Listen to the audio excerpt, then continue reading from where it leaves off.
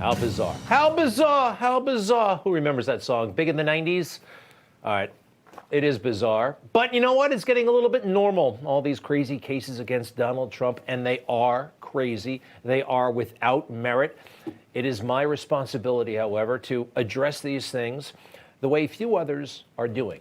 You may have noticed by now that most people in the media never actually read the reports. They don't read the Hur report. They don't read the Mueller report. And they don't read this judge's crazy ruling. To some extent, I don't blame them, but I basically do. You have to. You have to confront this stuff. And I have. And I've seen some interesting matters that have received no attention that must receive some. Some of these issues are not that big. Others are absolutely huge. Let's start with something medium, okay? Medium. The state of New York brought in this guy, Michael, he spells his name a little bit funny, McCarty. He's a financier. He was New York State's expert witness, right? He was the plaintiff. He had information, his analysis said that Trump was a bad guy and engaged in fraud and all kinds of other things, right? He was their expert witness. New York State has a budget of $230 billion. Hundreds of thousands of people work for New York State. They had to find this guy and pay him $400,000 to testify and go through the paperwork. And he didn't even work in real estate at any point, not on the resume that the judge was so excited about. And the judge was really excited that this guy went to the Wharton School. Hey, he went to the Wharton School. He must know what he's talking about. He was very impressed. Why wasn't he impressed that Donald Trump went to the Wharton School? Donald Trump Jr. went to the Wharton School, and Ivanka Trump went to the Wharton School. As I said, this is not the biggest thing, but $400,000? I understand that sometimes this happens. It shouldn't be happening.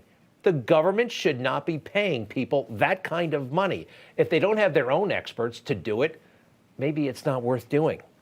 And the judge himself, wow, what a piece of work. And now that I've gone through this thing, I really think this guy is, well, deranged. And he was part of a conspiracy, really. Hurt Trump politically before the election. The appeal, don't worry about it. We'll all be dead before that thing comes around in 5-10 years. Every little discrepancy, every little thing that might have been a thing, he thought was fraud. He doesn't seem to understand that accounting mistakes, well, happen all the time.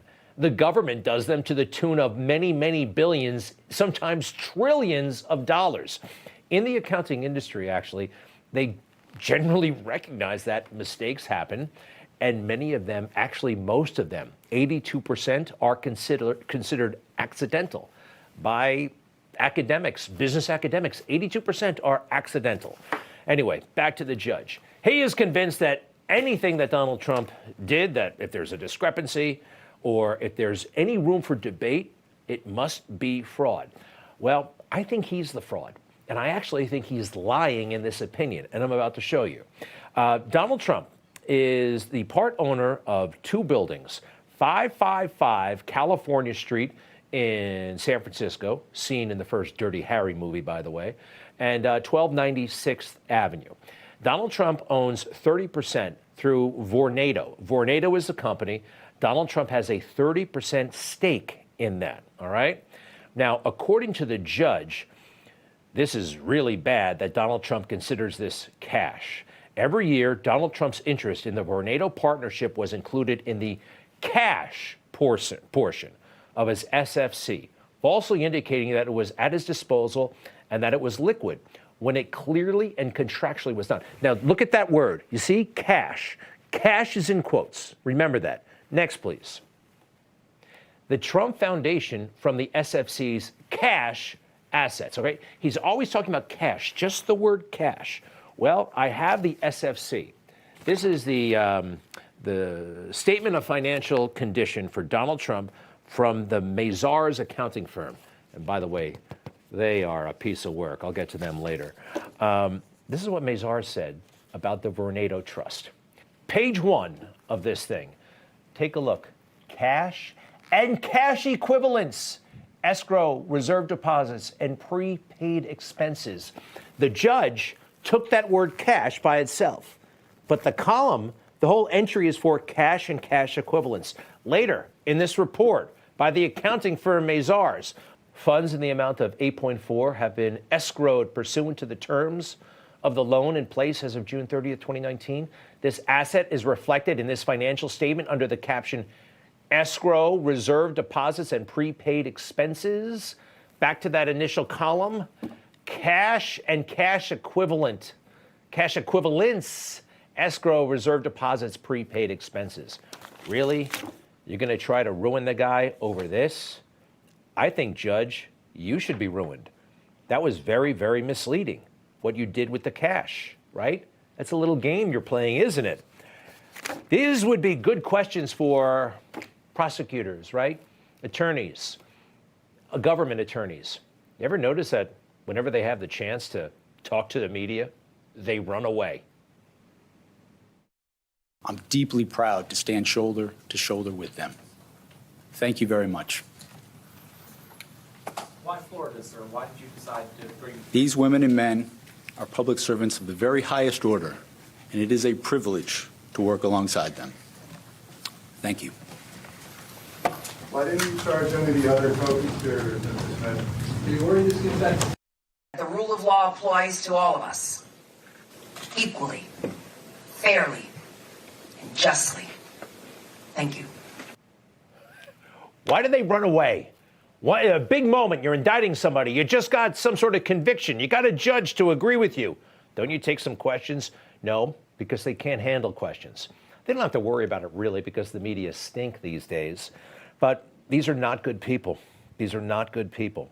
And what they did to Alan Weisselberg, the CFO at the Trump Organization, from everything I know, this is a good guy, and he didn't do anything wrong.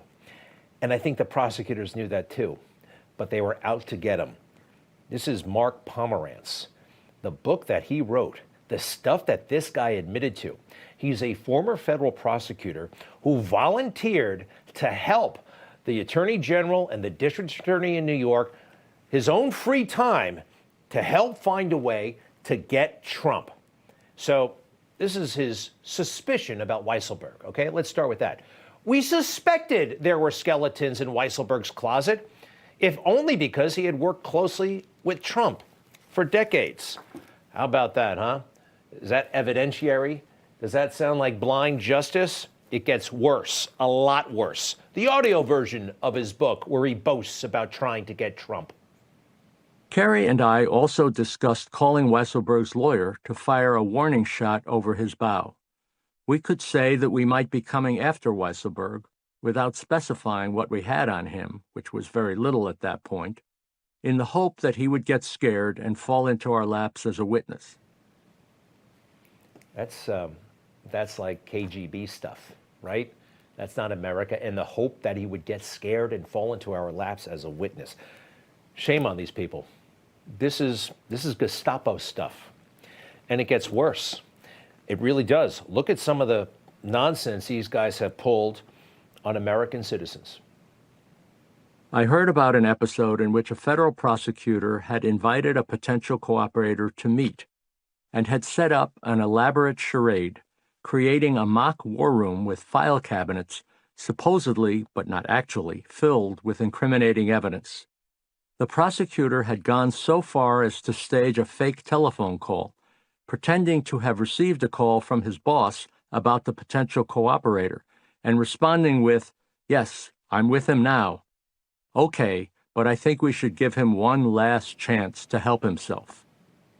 Well, that lawyer, that prosecutor should have been disbarred. As for Mark Pomerantz, that's an interesting technique. I like to do it this way, maybe a little bit different. And what do they do? How are they a little bit different? They can't get anything on Weisselberg, so they try to look at Weisselberg's son. And then they try to look at Weisselberg's ex-wife, who doesn't like the son anymore. Alan's son, Barry Weisselberg, also worked for the Trump Organization, and Barry and his wife, Jennifer, had gone through a bitter divorce. Oh boy, here it comes. Jennifer had been spilling her guts to the press about the Weisselberg family and their relationship with Trump, and she had met several times with the District Attorney of New York personnel prior to my arrival. And in those meetings, she had spoken about a free apartment that Trump had given her and Barry as a wedding present, and she had spoken generally about the relationship between Trump and Alan Weisselberg. And then they get excited. Aha! A free apartment. Did he file the appropriate paperwork between 2011 and 2017? These people are lowlifes.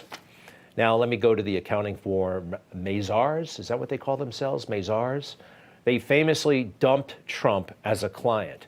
The word was they were, oh gosh, we had no idea they were so sloppy with the paperwork.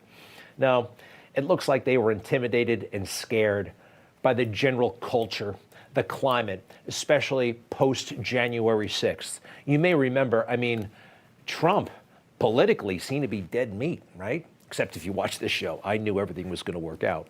Remember the Trump signs coming down early in the administration, right? Everywhere there was Trump, people wanted them taken down.